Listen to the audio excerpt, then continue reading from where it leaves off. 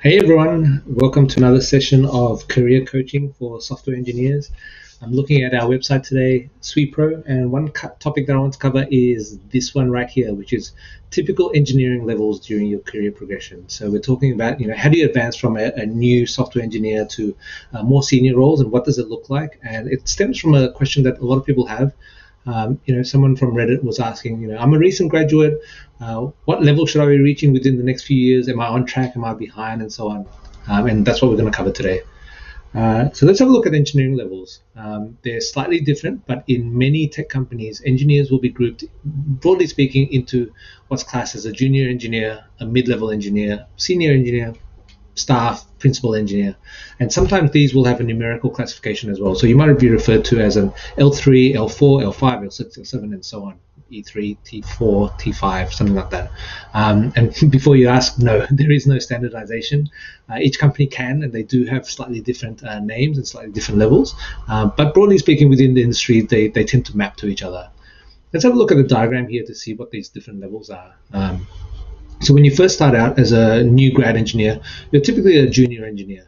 And what this means is that you'll be typically working on limited features under the guidance of other engineers. So you might have a more senior engineer come to you and say, okay, for this feature, we need you to work on feature A. And you're working specifically on that feature. When you're done, your code gets reviewed and then merged in. As you progress, as you work on that for a few years, you advance to be an intermediate or an L4 engineer. And what this means is that now you're working much more independently, and you're working on multiple features and maybe doing some system design.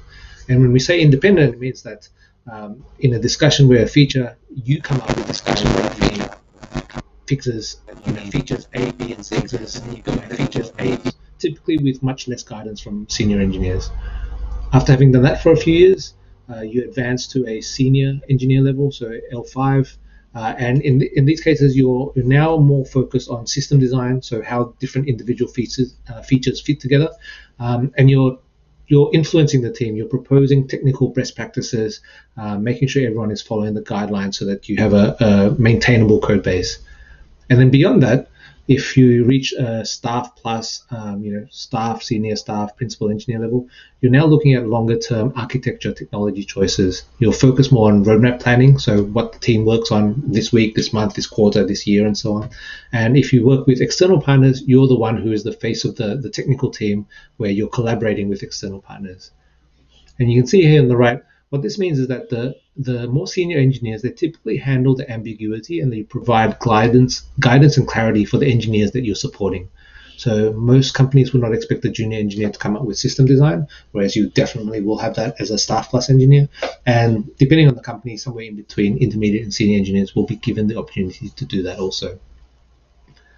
So let's have a look at how the different responsibilities are. Junior, you're kind of working limited features, you have a lot of guidance. Intermediate, the keyword is independent, you're working on features independently. And then senior, now is when you're starting to split your time between individual coding and guiding other engineers. So you're starting to influence other members of the team. And then once you're staff plus, you're actually rarely personally coding. You're more likely to supporting several small teams of between maybe 3 to 15 engineers and so on. And lastly, as a rule of thumb, when we're asked, how many years do I spend at each level? Well, there's no set rule. Every company is different. Every engineer is different. It depends on how fast you progress, how many opportunities you have to demonstrate that you can do something. But as a rule of thumb, when you first start off, you have 0 years of experience. You're a new graduate. You're typically hired as a junior engineer. After 1 to 2 years of that, you've learned now how to work independently. And then you'll either be promoted or you'll find another role as a mid-level or an L4 engineer. And then, between 3 to 8 years of total experience, you're typically now at the senior level where you have enough experience, you can guide other engineers and so on. Most engineers might sort of stay at this level for a little while if they choose to progress or not. And if they do, then it's between 5 and 10 years of experience of several years of leading multiple engineers. You'll typically be considered staff and higher levels. And then these are typically very terminal levels, which means that it's okay to finish your career at these levels. But if you carry on with this, you'll typically become staff, senior, staff, and principal levels. Of course, these are rough guidelines only. It may vary depending on whether you have master's, PhD, and so on. Good luck out there.